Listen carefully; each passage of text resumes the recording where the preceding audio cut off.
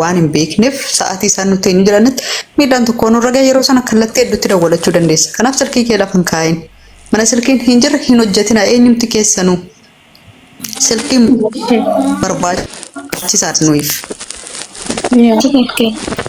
እኛ ለምን እንቸገር ነበረ? ስልክ ቢኖራት እኮ ይሄን ላን ጨነቅም ነበረ። ስልክ ቢኖራት እኮ በቃ ማለት ፖሊስ ጣቢያ ሄዳ ራሱ ምን ሆነች እያለን እኮ በቃ እሷ ድምጽ ደውላ ኢትዮጵያ እስከምታወራ ድረስ እኮ ጫንቆን በቃ እዚህ ሊብ ላይ ቁጭ ብለን እየጠበቅን ነበረ። እሷ ደግሞ ነቄም ነች። እግዚአብሔር ስጣት በጭንቅላቷም ይሁን በምንም ወረቀት ይዛ ስለሄደች የወንድሟ ላይ ደውላ እኔ ፖሊስ እጅ ነኝ ብላ አወራች። ከእንደገና ትንሽ ቆይታ ደግሞ ይሄው ይቃይን ይዤ ወጣው ብላ ደወለች።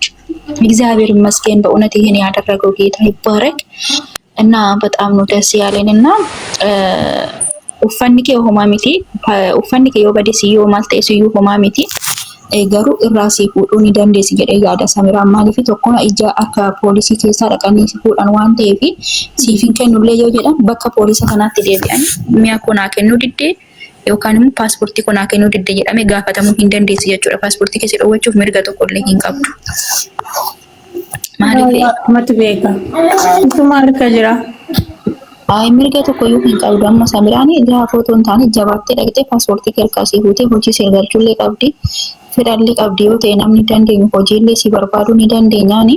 Hojii si barbaanna. Jechuudha. Kanaafiyyuu ati isa tokkoffaa sammuu kee taragaaggaatti mee xiqqoo boqodhu ciisi mataa kee sirriitti mitiini sirreeffadhuuti beekaa sammuu kee firii godhee amma jechuudha. Daa'ima keetiif iyyuu jechuudha yoo jiraatti daa'imni kee carraashee jiraatti sigalee yoo ofii kee jiraatti daa'ima kee jiraachuu kan dandeessu lubbu. Kanaafiyyuu ofii kee jiraadhu jalqaba jechuudha. Ofii kee jiraadhu ofii kee of bulchi jalqaba sammuu kee taragaaggaasisi lubbu. Akkasiin jedha. Akkaawuntii mataa kee qabdamoo kan eenyurratti galee qarshiin kee? Akkaawuntii nan qabaani. Nan qaba durammoo kan Biraaziliin qabee dhufe kaasammoo biloo ka goote. Keessaa balleessite isa bilbila qattitaa yeroo lamamoo sadi kana na bilbilchiste inni cufama bilbilichi. Biraaziliin bilbilicha isinii kennuu danda'a. Akka namni tokko nan arganne bilbila hin cufama jechuudha. Bilbilli qattitaa sun kan sheeti waan ta'eef bilbila hin cufti. Namni tokko na argachuu hin danda'u yoon du'ellee jechuudha. Gaafa buko baasu galfachuun waan tokkodha. Qarshii kee akkaawuntii irratti galfattee gaafa galte kanum keeti sumatu baafata waan ta'e wanti si cannaqu hin jiru. Siinachis gaafa hojii kee hojjette kan ijoollee keetii herregitu qobaatti hambifatte akkaawuntii kee irra galfadhu wanta si quunnamu kamiifuu Samiraa gaafadhu. Kanaafiyyuu jabaadhuun siin jedha. Obboloota koo yaada qabdan kennaafi paastariin illee waan yaada qabdan dubbadhaati. Samiraan wanti nuti dubbattu yoo jiraate hin dubbannaa waa'ee dallaalaa biyya sanaa akkanatti dhala namaa as ergee dhala namaattiin asaqaayya'uusaa waan akkasii Samiraan waa'ee isaa waan tokkonatti haasaa oolte guyyaayyee waa'ee sarraatii dubbannaa amma jechuudha. Nagaa waaqayyo hunduma keessaniif baay'atu sagaleen kun nagaa keeki. Nagaa dhugaa qorri na qabbasee asii namichi balbala natti banee balballi sakkaa banamu. Nagaan keessana baay'atu biree akkam jirtatilleen. Biree baga nagaadhaan dhufte akkam jirta nagaadhaa? Baga nagaan na eeddanii dhugaa hedduu gammadeera akka kanatti sin argu caala wanti nama gammachiisu hin jiru. Baga gammadan paastaruun dhumti keessanuu dhugaa maatii waaqayyoo kan gaarummaa fi qajeelummaa gooftaan keessan kaa'e dhugaa baay'ee namatti tola. Obboleetti keenya baga nagaan dhufte qoramuun immoo waanuma jiruudha waan ta'eef biyya lafaa kanarratti dukkana booda ifatu jiraadha. Sagalee waaqayyoo homtuu sitti hin dhaga'amin hundumti keenya kan keessaa baane baay'ee namarra kan ga'edha waan ta'eef kan darbeen darbatanii jabaadhu ofitti amanamummaa qabaadhu dirqama keetiin mirga kee adda baafadhu. Mana maadaamii gaafa galtu dirqamni koo maalidha mirgi koo maalidha maaliif hin dhufe kaayyoon koo maayinni namni koo du'ee galee eenyuyyuu nyaatu si gala yeroo osoo jiruyyuu of hin gatini. Inni lammataa immoo bilbila keenya jechuun waaqayyoon gajjallaatti lubbuu keenyadha waan ta'eef seerri si eeyyama ati immoo nama seeraan dhufeedha waan ta'eef gaafa isaan bilbilliin eeyyamu baay'ee sararaadanyaan taanee kontiraata kan jiru hin eeyyamamu jedhu. Garuu torbeetti gizee tokko gizee lama dawwaluun isaanii dirqama. Yoo si dhoowwatte siimii si dhoowwatti yookiin immoo waayifaayi fi mana ishee si dhoowwatti malee mirga ittiin bilbila kee dhoowwattu hin qabdu. Sababa kanaaf ati hin gowwoomini nama akkuma biyyaatti sin ilaalini nama hundumas immoo itti sin dhiyaatini. Mirgaaf dirqama kee adda baafadhu siin jedha. Ishii muudannoon amma si muudate kun boru akka si muudanne namni isa darbe irraa waa barata waan ta'eef jireenya kaleessa dabarsitee irraa waa bari. Itti deebitee immoo akka ati yaaddu hin barbaannu dhugaa nama haaraa taatee bifa haaraa godhattee sammuu haaraa godhattee kaayyoo haaraa godhattee akka ati kaatu barbaanna malee isa kaleessaa cinqatii kaleessaa beeluu dheebuu kaleessaa daddarbannaa kaleessaa san ilaaltee sammuun kee akka dhiphatu hin barbaannu. Wanti ta'e ta'eeraa inni dhufu immoo gaarummaa fidee akka dhufu abdii qabna. Waaqayyoon biraa waaqayyoo gaafa jedhee nama ilaalu dadhabee miti waa si barsiisuufi. Sababa kanaaf isa barsiisetti immoo gooftaa kee galateeffadhu akka amantii keetitti waaqayyoon kadhadhu gooftaa kee wajjin dudubbadhu siin jechuun jaaladha dhaamsiin ani sii qabu isa kanaadha. Haa xiqqaatu ammas kontiraatuma kee hojjetadhu waaqayyoon immoo lafa gaarii maatii gaariitti akkasii qabu abdii hin qabna. Wanta jiru hundumattiyyuu wal faana jirra keessa kee naman uffatinii siin jechuun jaaladha jabaadhu haadhoo koo dhugaa maqaa keellee hin beeku hedduu gammadeeraani karaa mataa kootii waaqayyo baga si gargaaree baga maatii keetti si dabalee baga hiriyoottan baay'ee si dhukkubsatanii baay'ee si beela'an dhugaa waaqayyo baay'ee si cannaqam qabda waaqayyo karaa tokko seexanni yoo balbala cufe waaqayyo immoo karaa biraatiin balbala bana. Na baay'ee na ajaa'ibe dhugaa dubbachuuf jechuudha tattaaffii dhaloonni kun godhee dhukkubsannaa isaan dhukkubsatanii fi rakkina isaan keessa dhaabatanii waaqayyoon kadhachaa turan baay'ee kan nama garramuudha. Gooftaan koo immoo bara keessan jireenya keessan haa eebbisu. Jabaadhuu siin jenna shaadhoko amma sii danda'ametti lakkoofsa itti ejentii irraa baatee yookiin biiroo irraa baatee sammuu keetti qabachuu yaalii. Deebisii mooti amma sii danda'ametti bilbila lama qabadhaame dhugaa tokko dhoffadhaa waan barbaade yoo ta'e bilbilli asitti baay'ee rakasa yoo xiqqaate birrii xiqqoo qabannee hin dhumnaa yoo dhabne namoota akkana nu eeggan intini jiraati bilbila lama qabadhaa yoo dhumayyuu hamaa yoo ta'e tokko dhoffattanii tokkoon itti fayyadamtu amma ijoollee baay'een akkasii dhugaa dubbachuuf jechuudha sababa kanaaf bilbila lama qabadhaa. Tokko gaafuma isheen bilbilan qabattu siin jettu itti laatta bakka itti laatta torbeetti gizee lama sadi fudhachuun dirqama keedha gaafatte isheen oolu siin hin jettu kanaaf amma maraacii biraa barbaadadha jarri baay'ee amma bilbila bakka dhoowwatan hin galtu waaqayyo carraa hin baasaa fi saamiraan isiin hordoftini bilbila sin masii eeyyamaa bilbila kee ofii bita baattattee dhaqxe taanaan waayifaa isaanii xinqir godhanii si haa dhoowwatanii daataa guuttee fayyadamta waan ta'eef hin cannaqamiini.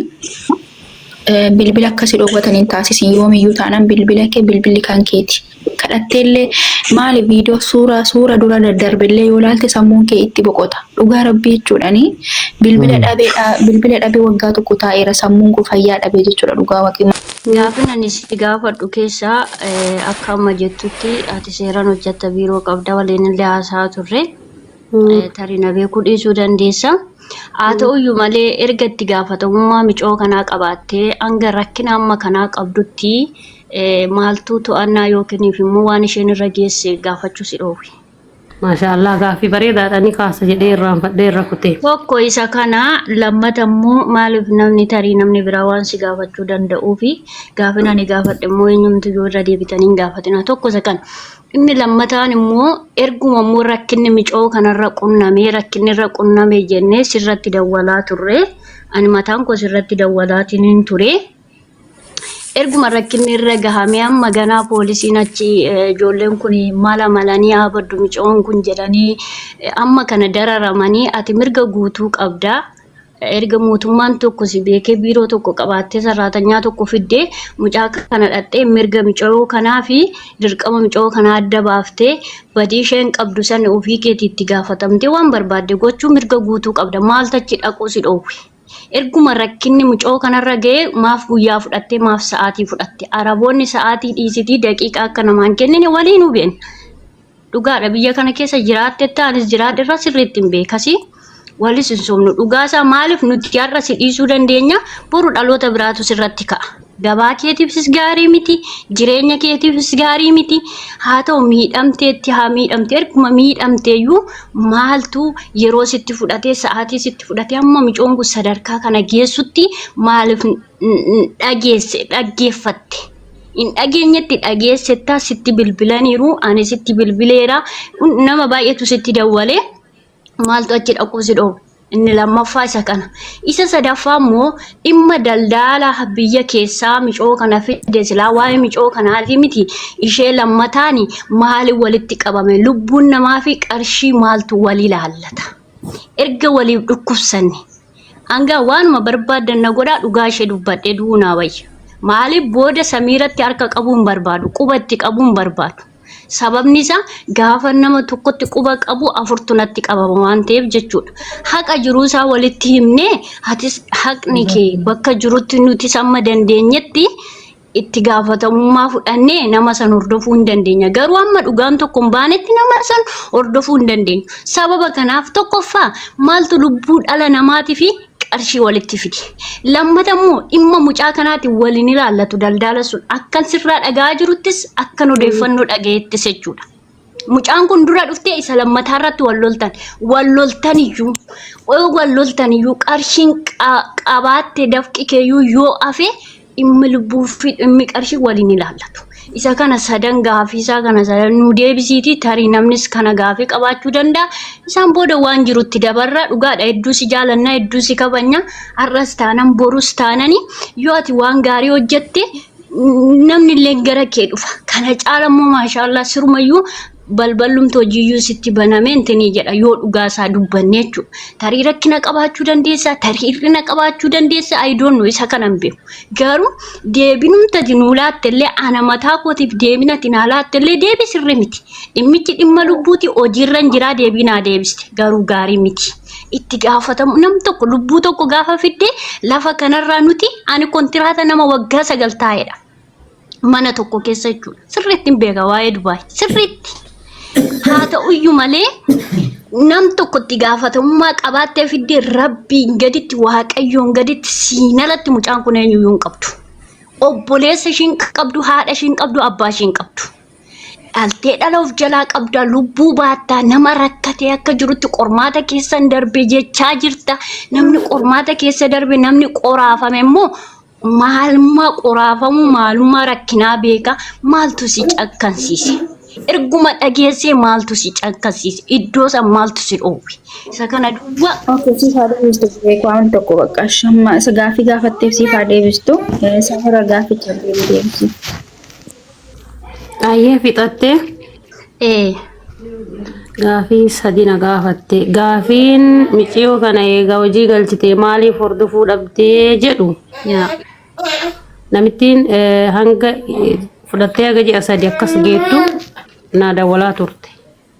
Dhimma birrii hanqiftee sanillee boru ittaan sii kenna akirshahari osoo jettu achi geette. Gaafisii waa balleessitu gaafa wanti tokko badan hokkata isaa nyaata hojjettee nyaata waa badee jedhe suuraa kaaftee na ergitee akkana bakka mataa kana na banaa turte wallaahi dawwaltee jechuudha. Natti haasofsiiftee masii maalii waan akkana maasin sirreessinee kana maangoonee jechaanii ture. Nzeen achii dhuftee saat gooteetu maan na cuftee bakkaan dhimma birrii isaan gaafadhaaf tahee waan isaarraan barre sanumaaf na jalaa diddi jedheetuma yaade. Birrii saniif na jalaa diddi jedhee yaade. Namitti kan ammoo nama lakkoofsi kiyya kennee fi nama saraatinyaa duraan irraa fudhatu lakkoofsi kiyya kennee fi achirraa na dubbiste. Diigalee. Isheen erga maadaamittiin qarshii mucaa kana ittiin bitte siif hin laanne ati maaf ishee maadaami seeraan hin gaafattu silaatoo nama seerati. Akka. Seeraan gaafachuu qabda ka? Hin kenna jette si dhibaa kafalta jedhee farrameef waraqaa kenneefi ture. Kun rakkina kee dhagaa amma rakkina micoo osoo hin taane rakkina kee isheen osoo hin kennamin amma fakkeenyaaf rakkina qabdi jedhaan jirru koo kaana fixachiisi. Maadaami